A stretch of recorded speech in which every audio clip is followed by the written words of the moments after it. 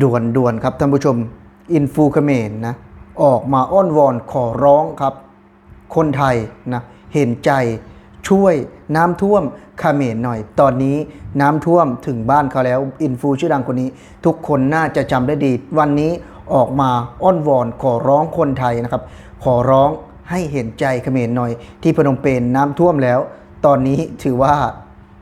หลังส้นฝ่าแล้วพี่น้องต้องขอร้องคนไทยเต็มที่เลยอันนี้บยศไม่รู้ว่าพูดประชดหรือพูดจริงนะแต่ในมุมมองบยศคือแน่นอนก็อยากอ้อนวอนขอร้องประเทศไทยจริงๆนั่นแหละท่านผู้ชมเนาะเดี๋ยวบยศจะพาทุกคนไปดูคลิปกันก่อนนะครับว่าเขาคิดอย่างไรแล้วทุกคนคิดเห็นอย่างไรคอมเมนต์เข้ามาดูเดี๋ยววันนี้บยศจะพาทุกคนไปดูกันก่อนครับผมโอ้เห็นทีพูดแบบนี้ผมก็เสียใจหนักเลยครับ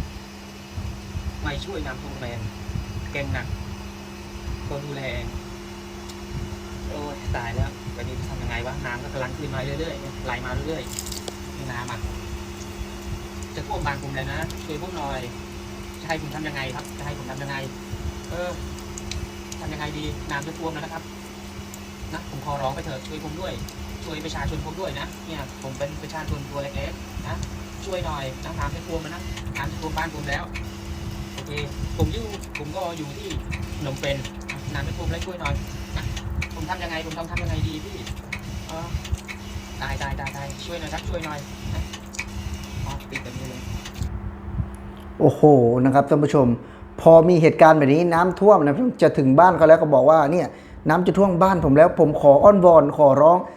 โอ้โหนะครับนี่แหละคือหลังชนฝ่าแล้วต้องขอร้องอ้อนวอนประเทศไทยบอยศพูดได้เลยว่าคนไทยนะมองคนเขมรเนี่ยไม่มีค่านะเท่ากับหมาจรจัดด้วยซ้ำเพราะว่าคนเขมรเองเนี่ยก็ปล่อยให้คนไทยในตุยในเขมรเองคือไม่รักษาพยาบาลนะพี่น้องนะไม่รักษาพยาบาลเพราะฉะนั้นวันนี้ข้ออ้อนวอนขอร้องคนไทยเนี่ยคนไทยไม่เห็นใจนะครับบยศเองก็ไม่เห็นใจจะสมน้ำหน้าโดยซ้ำวันนี้มาขอร้องอ้อนวอนคนไทยขอความเห็นใจนะครับเพื่อขอความเป็นธรรมซึ่งบยศเองพูดได้เลยว่าเห็นแบบนี้แล้วน่าสมเพชมากท่านผู้ชมเพราะว่าตอนที่นะน้ำไม่ท่วมบ้านเขาเนี่ยเขาก็ออกมาด่ามาว่าคนไทยนะครับคนนี้แต่วันนี้กลับออกมาพูดแบบนี้เอาแล้วสิครับไอ้บอยนะจะคิดยังไงในเมื่ออินฟูเพื่อนเลิฟนะครับเป็นน้องอ้อนวอนขอร้องคนไทยนะซึ่งก็พูดด้วยน้ำเสียงแบบว่าสั่นเครือนะเพราะว่ากลัวน้ำท่วมบ้านเขาแต่บยศไม่รู้ว่าคอนเทนต์หรือทำอะไรแต่บยศก็พร้อมที่จะมานำเสนอให้ทุกคนได้ดูว่านี่เขาขอร้องจริงๆอินฟูเขมรขอร้องประเทศไทยท่านผู้ชมหลังจนฝ่าแล้วไปไม่รอดแล้วพี่น้องน้ำท่วมจนมุมฮุนเซนไม่ช่วยไร้กู้ภัยนะพี่น้องจึงจำเป็นต้องขออ้อนวอนนะกู้ภัยไทยโดยเฉพาะเขา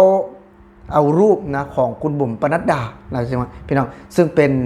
ดารานางงามเนาะแล้วก็เป็นพิธีกรหลายๆอย่างที่ประจักษ์เห็นคือเป็นคนเก่งคนหนึ่งของคนไทยเลยแล้วเขาก็มาแปะแล้วเขาก็พูดนะในเชิงว่าอยากอ้อนวอนขอร้องคุณบุ๋มปนัดดาเนี่ยเข้าไปช่วยเขมรหน่อยนะตอนนี้เขมรเดือดร้อนเขมรเองประกาศชัดเจนเลยว่าอยากให้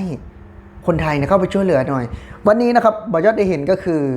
น่าสมเพชนะครับนะตอนก่อนหน้านี้คือด่าคนไทยสาบแช่งคนไทยวันนี้ขอความเห็นใจขอความเป็นธรรมแบบนี้เลยสิ่งที่เขมรมีพี่น้องเหมือนงูนะมีลิ้นสองแสกเนาะเหมือนงูอ่ะพี่น้องมันไม่ได้มีความจริงนะครับถ้าสิ่งไหนที่มันอยากได้เนี่ยคือมันจะอ้อนวอนขอร้องเต็มที่นะครับพี่น้องวันนี้แสดงให้เห็นแล้วว่าจุดยืนของเขาเนี่ยมันไม่มีเลยนะครับนะไม่มีค่าให้คนไทยเนี่ยสงสารให้คนไทยเนี่ยเห็นใจคือแน่นอนบอยศพูดได้เลยว่าคนไทยเนี่ย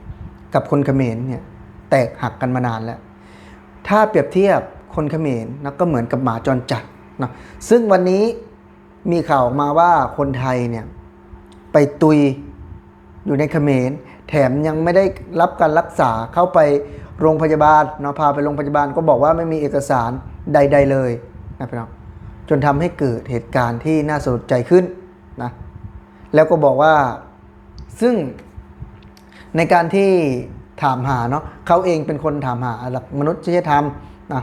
แบบหลักสากลนะให้ดูเนาะ ข้อขัดแย้งอะไรก็แล้วแต่ต้องให้ดูบุคคลด้วย แต่ไม่มีเลยท่านผู้ชมไม่มีเลย หรือว่าคนเขมรเนี่ยเขาแยกแยะไม่ออกนะบอยศเชื่อนะว่าเขาแยกแยะไม่ออกว่าสิ่งไหนที่ควรช่วยเหลือสิ่งไหนที่ควรด่าเนาะเอามารวมกันเลย อย่างวันนี้อ้อนวอนขอร้องยังไงครับก็ไม่เป็นผล เพราะว่าคนไทยเองเนาะถือว่าน้ำใจเนี่ยที่มีให้เขมรเนี่ยมันหมดไปตั้งนานแล้วนะมันพังไปตั้งนานแล้ว จะไม่มีคำว่าช่วยเหลือเขมรอีกต่อไปนะพี่น้องนอกจากลาวนะแล้วก็เมียนมาเท่านั้นชาติเขมรเนี่ยเขาลบไปเลยลบไปในหัวเลย ไม่มีจุดที่จะเกี่ยวข้องกับเขมรอีก เพราะฉะนั้นสิ่งที่เห็นสิ่งที่รู้นะครับก็บ่งบอกชัดเจนว่า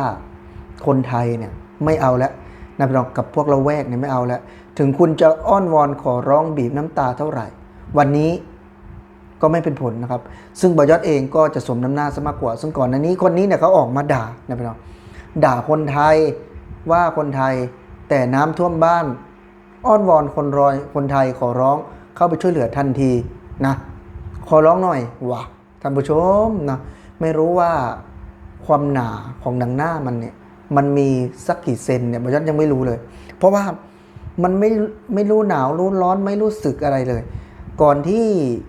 จะน้ำท่วมเนี่ยก็ด่าคนไทยยับเลยนะครับไอ้หนุ่มคนนี้เนี่ยคือด่าคนไทยยับเลยก็น่าจะเป็นคนมีตังค์ประมาณนึงแหละมีเงินซื้อรถมือสองครับ